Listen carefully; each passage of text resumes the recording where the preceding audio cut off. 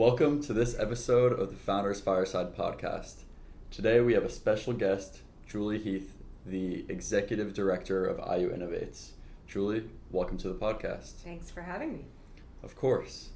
So first and foremost, for the people that don't know, what is IU Innovates? Yeah, IU Innovates is a relatively new initiative. We're about to turn 2 years old that is meant to support IU entrepreneurs. Okay. All right. So why was it created? Yeah, great question. Historically, supporting IU entrepreneurs, whether they're students or faculty, has been school specific. So if you're at Kelly, you can take your entrepreneurship classes. If you're at Luddy, you can go to the Shoemaker Center or take your product innovation classes. If you're at Jacobs School of Music, you can go over to the Entrepreneurship and Career Center or be part of the Innovation Hours.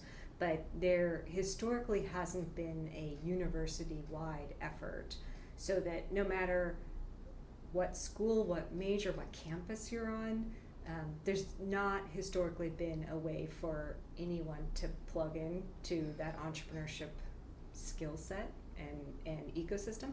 So this is the reason it was created so that it doesn't matter whether you're an undergraduate or a graduate, if you are on this campus at Bloomington or Indy or Northwest or any of the other regional campuses, if you want to learn more about entrepreneurship and start a company, we have a way now for you to tie into resources.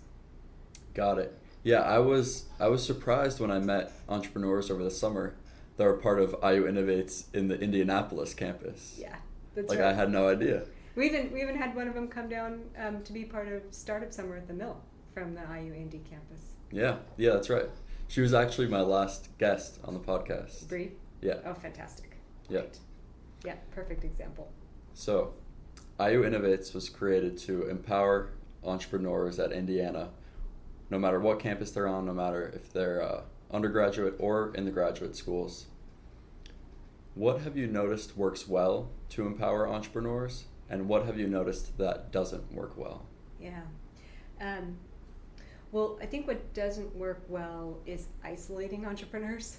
It's very hard to start a company, and so it's best if you don't do it alone. Don't hole yourself up in your apartment and think that you're going to be able to navigate all the unknowns.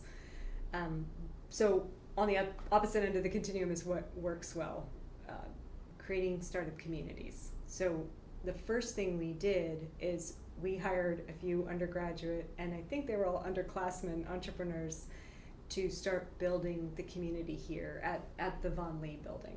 So this is the thesis of how we go about this. If we build our team by hiring entrepreneurs understand what community they need. They understand how to build the startup community that they need to support themselves in their journey and each other. So that's actually what's worked the best, and it's perhaps counterintuitive, because usually when you have a brand new initiative and you hire someone to come in and lead the initiative, usually that leader's first move is to hire professionals with just a few years fewer experience. And we didn't do that. I didn't go find the 2 or 3 people with 5 years fewer professional experience than me and say, okay, here we go. You are the incubator manager, you're the founders group manager. Instead, we built from the bottom up and said, let's start with the student entrepreneurs and build from the ground up in terms of what's the community that's needed. Yeah, that's a great answer. Community is super important, and the community here is great. Just the ability to talk with entrepreneurs from all types of businesses, it kind of creates like cross-pollination where everyone gets to know everyone, and it just leads to further innovation. Yeah, and you must have seen that this summer, because we had both undergraduates and graduates, and we had most schools represented. I think we had, at least on Bloomington, we had Eskenazi and Kelly and Luddy and Hamilton Luker and Jacobs. There were a lot of schools represented. Yeah, pretty much every one. Yeah. So this year in IU Innovates, there are a lot of new changes. Yeah. What are those changes, and how will they help young entrepreneurs? Yes. Well, most of the changes are driven because we had too much demand for what we're offering here. I think by It's the a good end problem of the to year, have. it's a great problem to have. If we were a normal startup, a for-profit startup, we would just raise our prices. But since we don't charge our students, we can't do that. So by the end of last year, we had over 360 people who had been part of our founders groups in our incubator, and that was just too many for our team to handle with the level of care and quality and relationship building that's needed. So we flipped the whole thing on its head, and we said from the get-go, okay, everybody who wants to be part of this Vonley Entrepreneurship Center has to apply. And we didn't do that last year. We just let people show up and join a founders group, and we didn't know who would show up and whether they'd stick around and stay involved. So by making everybody apply, we are hopefully signaling that you have to take this very seriously, and we will have multiple application points during this academic year so that as people fold out or decide, nope, this isn't what I want to do, we'll have spots open and we'll allow people to apply and join later in the year. Yeah, that's one of my favorite changes, because 360 is so many, and there were a lot of entrepreneurs that would show up for a month and decide that building a business is too difficult. Right. And I mean, it is too difficult, but it's not supposed to be easy. Right. So it's good to have only the people that are super dedicated be a part of the program.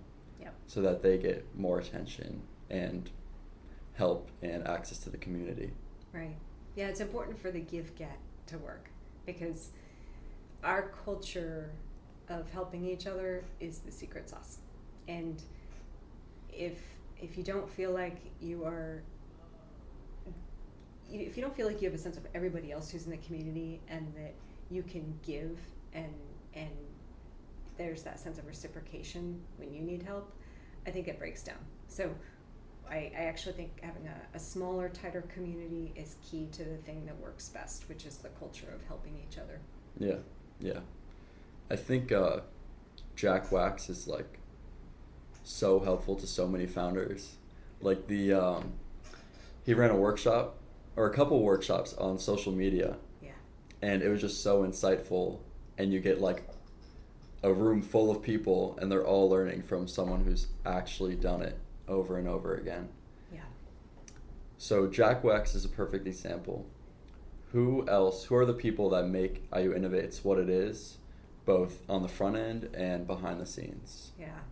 I'll start with behind the scenes. So the funding for IU Innovates comes from the president of the university and from two cabinet members, Provost Shrivastava and also VP Huber. So we have some university leadership who provides our funding and also helps us in terms of working with the very successful alumni entrepreneurs who have, in some cases, 3 or 4 exits under their belt. They've had some very successful, they've sold companies that they've started, and so they want to give back to IU and to the entrepreneurs at IU. So these are the people behind the scenes who are helping in terms of funding.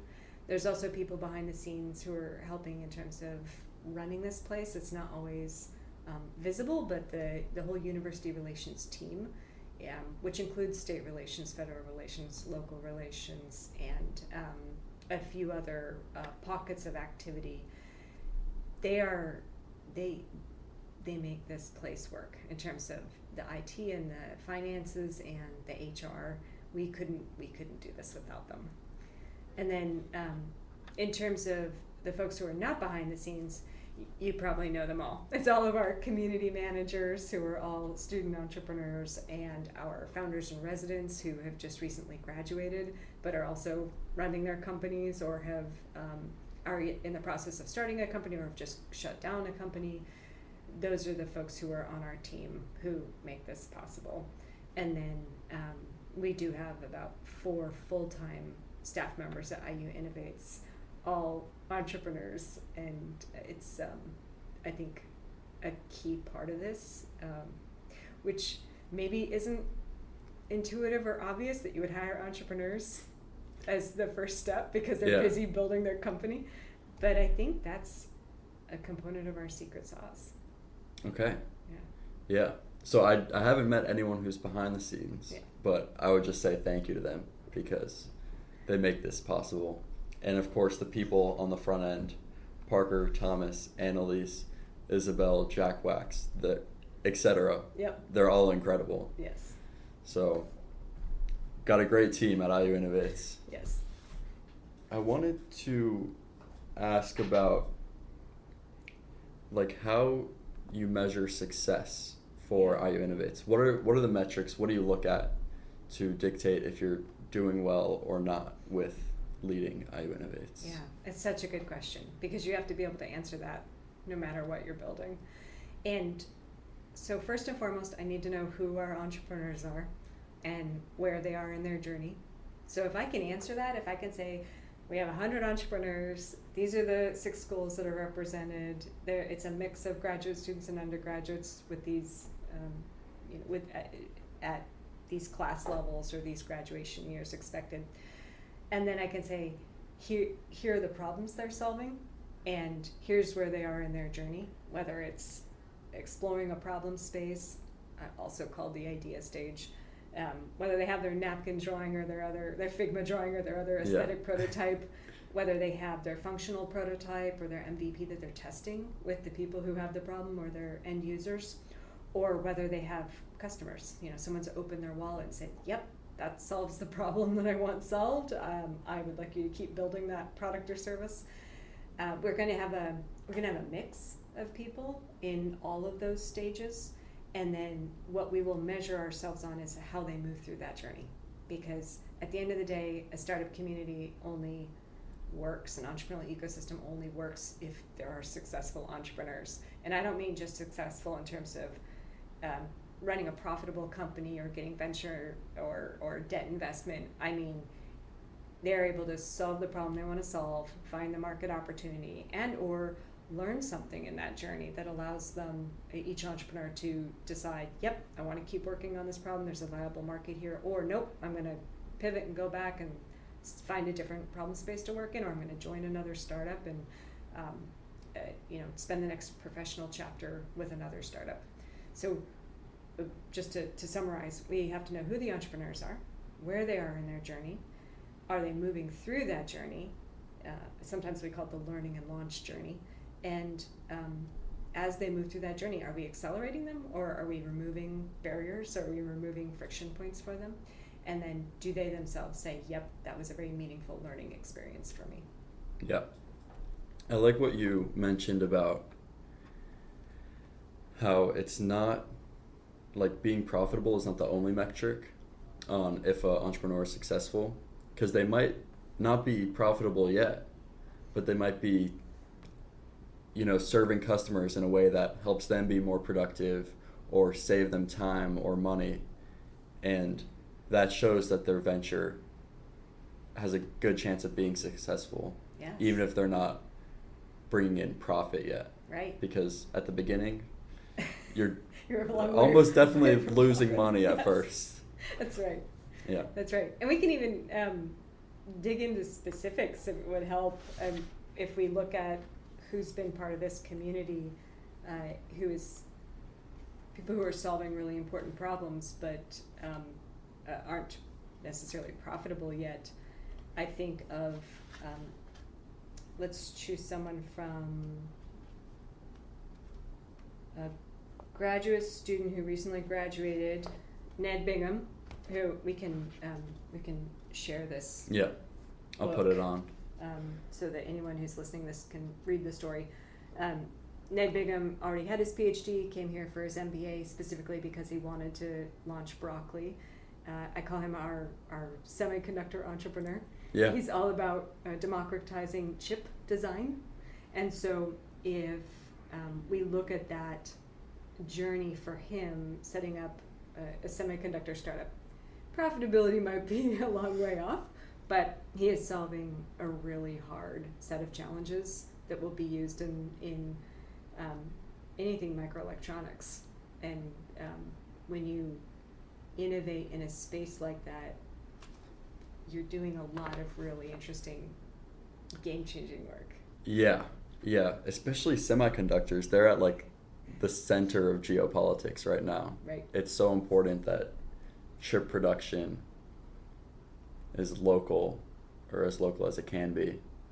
And I think democratizing it is a good way to do that. Right. Just to see the entrepreneurs that win at it. Right. So if we have students here who want to go learn about chip design, what they do is they ask you or me or any of our team for an introduction to Ned.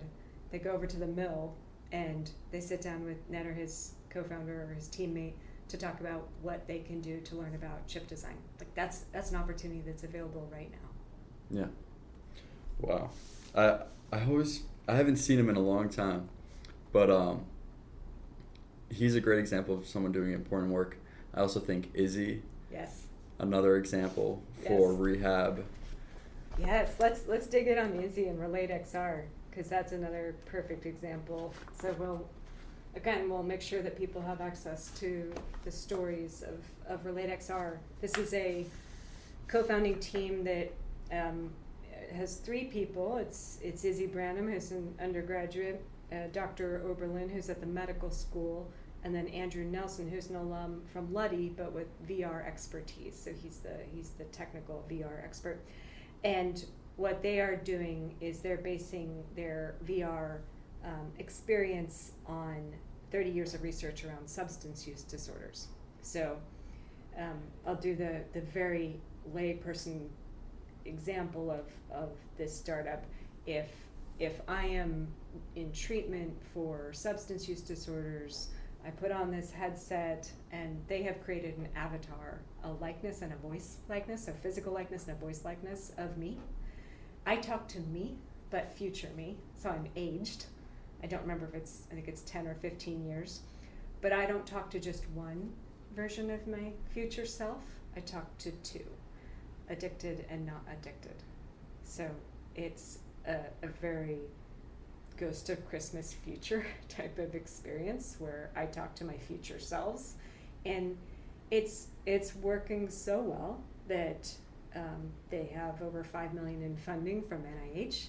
They have gone through the SPR STTR award process and ICOR, and they've also recently gotten a patent. So it's again an opportunity to work on a very big societal challenge that's very meaningful. And Izzy, as an undergraduate, is able to team up with these professional experts who, are decades into their career, but have these deep expertise areas that mean together they have the opportunity to do just a game-changing startup that that might not be possible in other environments. Yeah. That's so important, especially now with substance use disorders at like an all-time high in America. It's a really serious issue, and it's cool to see that they're really doing something about it. Quick note on that. Yeah. Did you know that the research that they based it off of was off of a government project which used XR, AR, and VR to help veterans with PTSD? Fantastic. Yeah. Yeah. No, it doesn't surprise me. I don't think I knew that, but that also does not surprise me. And it just goes to show that we need to have funding from multiple sources to solve the hardest problems that our society faces. Yeah. And I think entrepreneurship is the way to get there. Whereas big established businesses, it's not exactly in their best interest to solve the problems. Right. Or they don't have unless they've set up the skunk works or the red team to go in and try to be that innovation team that's small and independent and agile. But I agree with you that I think this is the full potential of startups. Yeah. So, what made you want to take on the role of executive director at IU Innovates? Yeah, that's a great question. I think higher ed is one of those few places where you can create a center of gravity with a startup community like this that has so much potential for this reason. Like we just talked about RelateXR, you're bringing in these deep areas of expertise and previous investment to solve the world's hardest problems. There aren't many places that you can do that except in or adjacent to academia. And if you think about the definition of innovation as being value created from disparate things coming together, in many cases that means disparate disciplines. And that's what academia has. We have almost all of the disciplines. So if we create the startup community and we invite people from all the disciplines to come together, then what we've done is we've created a hotbed for innovation. And so that's one layer. Is I was very excited to find a place within higher ed to do this type of community building for entrepreneurs. The other layer is a continuation of my prior work. So, and when I say prior, I actually mean 3 chapters of my prior work. So I had been employee number 1 at a tech startup that was I would consider a social enterprise tech startup, and I had that experience of knowing how hard it is to go from 0 customers to customer number 1 to customer 10 to customer 100, and why having a community of entrepreneurs is critical. And then after that, I ran as executive director this speakeasy, which is like the Mill here in Bloomington, but it was up in Indianapolis. So again, got to be part of that community of entrepreneurs where you can run over and soundboard with someone else, or find the person who's just done that thing, like the Jack Wax equivalent of, hey, help me with this social media and AI. And then after that, I went over and worked for the Secretary of Commerce for Indiana, who was an entrepreneur. He was doing a 2-year stint as Secretary of Commerce. He was doing it as a, I don't know if he called it this or if I called it this, almost a tour of public service. 2 years. He wanted to make sure that Indiana is a great place for people to start companies. And the beautiful bookend in that is that he started his company as an IU student. No way. Back in the, I think, mid-'80s. How about that? Right? Isn't that a beautiful bookend? Yeah. So, having been tasked with this statewide question of how do we create the conditions so that Indiana is a great place to start companies, and having to think through, okay, what data do we have? What data do we need to create to show that we can invest in this and then show returns on making an investment to support entrepreneurs, as well as what does it look like to invest in startup communities, because we know that entrepreneurs who help each other can get unstuck very quickly, and that's the key to moving forward in your entrepreneurial journey. What do we do in terms of the storytelling? How do we make sure that we highlight the entrepreneurs in Indiana who are hiding in plain sight, who are already doing the great work, but they're focused on their journey and their startup, and they're not necessarily looking up and talking about themselves in the context of all the other entrepreneurs. So what can we do on the storytelling and the data and the connections front? This opportunity was a continuation of those prior chapters, and so I see these career chapters as building on each other. Yeah. Well, I think the Secretary of Commerce is doing a great job, because Indiana is now like one of the best states for entrepreneurship. We have programs like INTAP, and just hosted the GEC. Yep, that's so, right. Indiana is great for entrepreneurship. Yeah. It was cool to hear that you worked at a tech startup as employee number 1. And that was my next question, sort of your experience in startups. So could you tell me a little bit more about working at that tech startup? Sure. And there were 2 that I was very much involved with. Excuse me. And then I'll talk about these 2 other chapters that I think were also meaningful. One was entrepreneurship inside of a very, very large nonprofit, and another was go-to-market inside of an advanced manufacturer, and then these 2 startups. So with the 2 tech startups, they were both in the cultural space. One was doing platforms for managing boards of directors for nonprofits. The other one was in the sensors and software space for libraries, museums, archives that have to do environmental monitoring to make sure that the relative humidity and the temperature is staying within a certain parameter.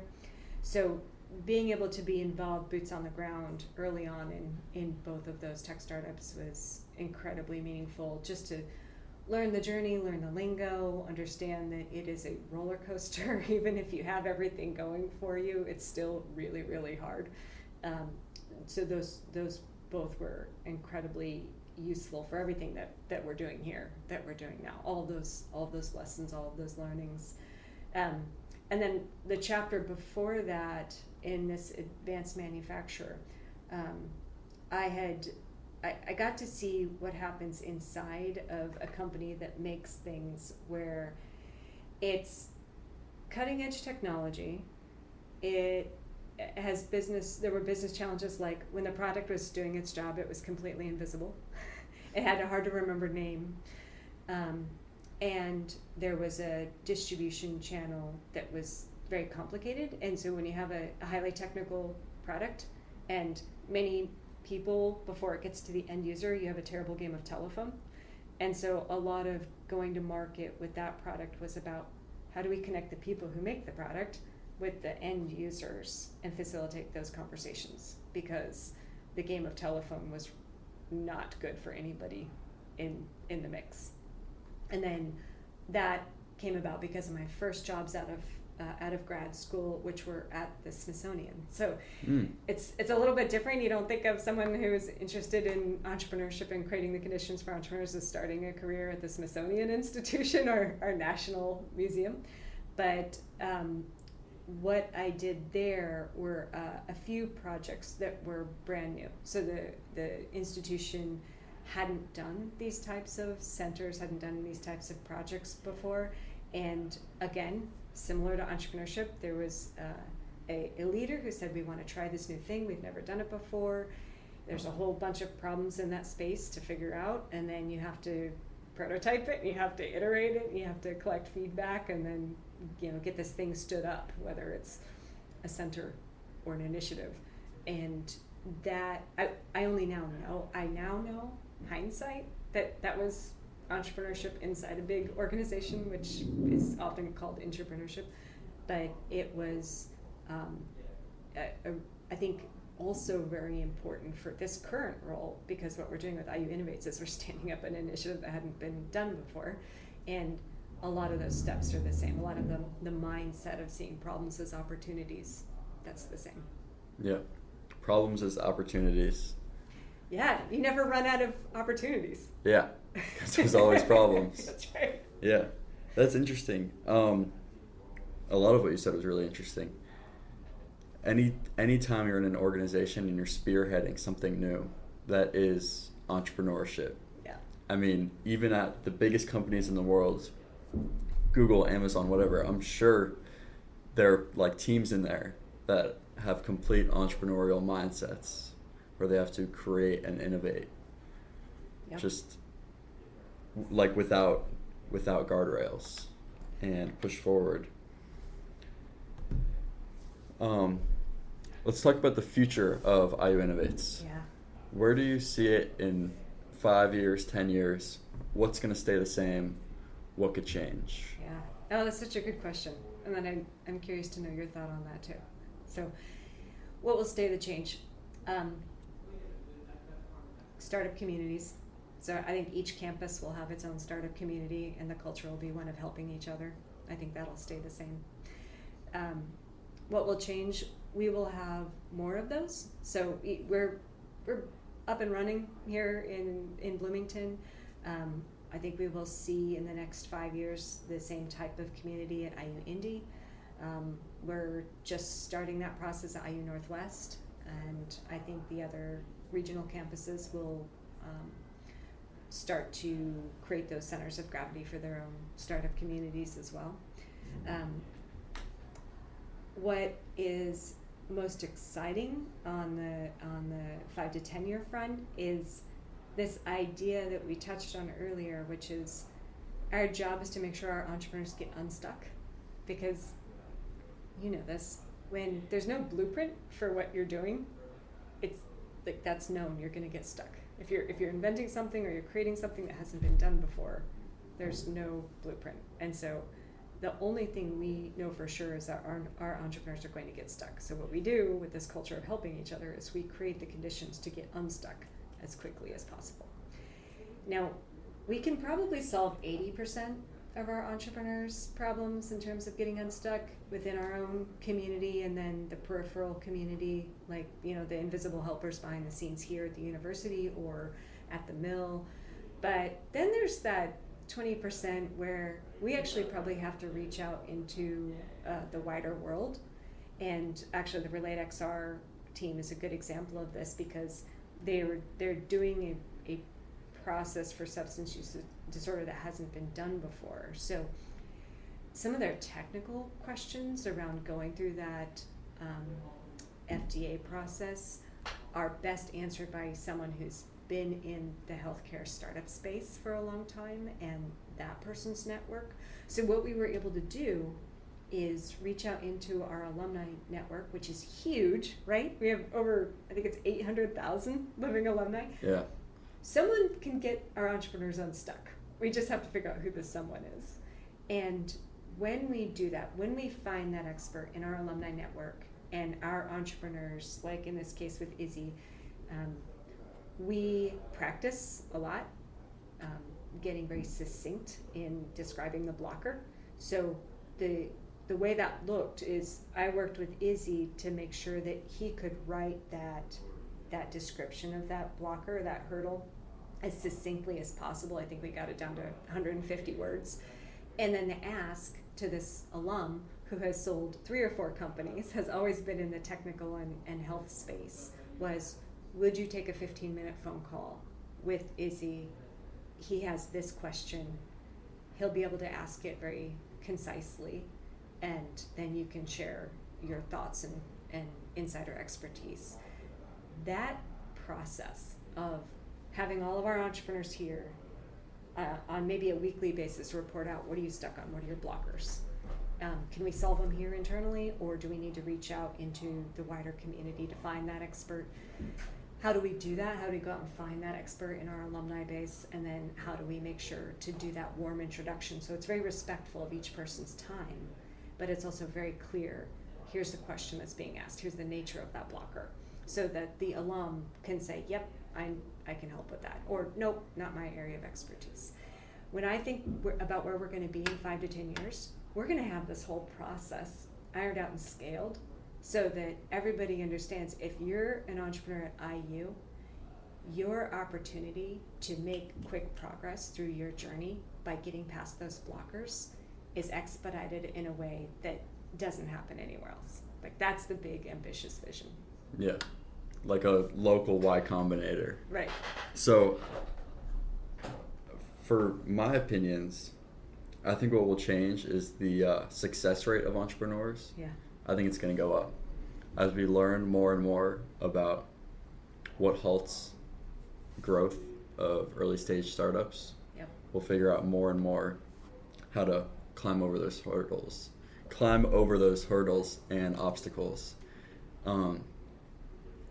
One thing, this is an idea that I just had. Yeah. This idea would be like a database where if you're facing a problem, you can see if any IU founder has faced that problem in the past and how they solved it. Also, something that I would like to do is like a workshop around getting influencers to promote and like ambassadors. And for example, like I've finally solved this problem, which I've been working on for 3 weeks, Yeah. about how to actually get NIL deals approved. Okay. So like an example of something that would be in that database would be how to get your NIL deals approved in a timely fashion, Yeah. where it's not, 3 weeks and then, oh, okay, that's how you do it. Right. It's That's just, brilliant. okay, this is how you do it. Yeah. No, it's brilliant. Yeah. And it's a way to pay it forward, isn't it? To share that learning with the others here. I think it's brilliant. Yeah. I think a database, because so many entrepreneurs have faced the same issues, whether it's just creating an LLC the right way, where you're not like messed up for taxes when they come along, or whether it's how to do social media, or how to solve this problem, or how to find a manufacturer. People in this space have answers to all those questions, and it would be awesome if there was a way to access them. Yeah, I think that's a big part of it, is asking the how might we take those new learnings that you have with your NIL example, or Izzy with his technical question about FDA related blocker. How do we make sure that all of those recent learnings are findable by anyone who's in the community? And what format does it take? I mean, is it that you run one of the workshops like Jack Wax did, and we have a way to document it so that it's findable as a video or a conversation? Yeah. Or is it in written format? Is it in something else that we haven't created yet? I think that's just an endless opportunity area. Yeah, I think maybe written format, or actually both. Like a set of files where, I don't know, there's probably a guy in here who knows how to build it, where it's a set of files, and then you can like type in kind of what your question is, and it will guide you to the right file. Have you asked Ansley yet? I have not. She might now. Okay. Yeah. All right. It might be able to be vibe coded now. Who knows? But I think Bubble is her specialty, but she'll have ideas about what we could build. Okay. Awesome. Yeah. So, 2 more questions now. Okay. First off, what is your advice for new entrepreneurs? Oh, it's a good question.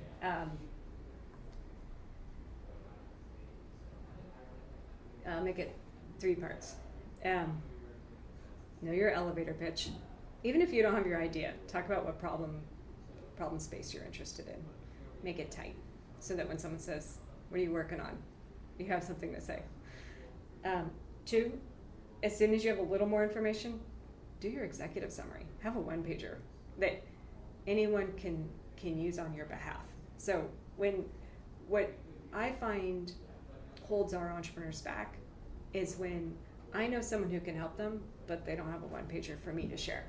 Like, I'm using my social capital to say, hey, we'll use Ansley again. Ansley, will you please help this entrepreneur? If that entrepreneur has given me a 1-pager, an executive summary, it makes it so much faster to do that warm intro. And then the third thing is actually the most important. Talk to someone you don't know. You have to grow your web of relationships in order to have this startup community of helping each other work. You can't talk to the same 2 or 3 people you always talk to. You have to go and intentionally do that uncomfortable thing of saying, oh, I don't know that person, I'm going to go say hello. It's socially the hardest, and it's also the most important. Yeah, I agree. Networking is like the number 1 skill for entrepreneurs. If you can't meet a new person and talk to them, this is going to be a real rough journey. Yeah, it's like what you were saying earlier about working in the dorm room. Like, you're not Mark Zuckerberg, and you're not going to build a successful company without meeting people who are able to help you along the journey. That's right. It's going to take you a lot longer, and therefore it's going to be a lot more expensive, because time is money, whether it's direct money or opportunity cost. It's going to take you so much longer if you're not plugged into a community like this where you know a lot of people. And it won't be as fun anyways. It won't be as fun. Yeah. That's right. Yeah. We should have fun. This is hard. Don't do it again. Exactly. Okay, so for the last question is a question from our last guest, Bree Dillman. And so it's like a tradition on the podcast. The last guest asks the next guest a question. Oh my gosh. I didn't do my homework. I have to think of a question then. Okay, that's all right. That's all right. So, she asks, what's like the big dream? What's the biggest way that IU Innovates can make an impact on student founders and entrepreneurship as a whole? Yeah. Can I answer in 2 parts? Yeah. One is solving the hardest problems. Pick society's hardest problems. We're going to create a community where you can work on solving that problem. That's one part. The other part is that how, if you can get really good at scoping your blockers, your hurdles, and we can reach out into this huge alumni network that we have for bespoke questions and bespoke mentorship opportunities, we're going to knock it out of the park because we have one of the biggest alumni networks in the United States. All right. It's a great answer. And what would you like to ask the next guest? My favorite question is, wave your magic wand, where are you in 24 months? And 24 months. Yeah, that can be either you or your startup, if it's if you know where you are in your startup journey. Where do you want to be in 24 months? Okay. All right. Thank Julie, you. thank you so much for coming on the podcast. Yeah, this is great.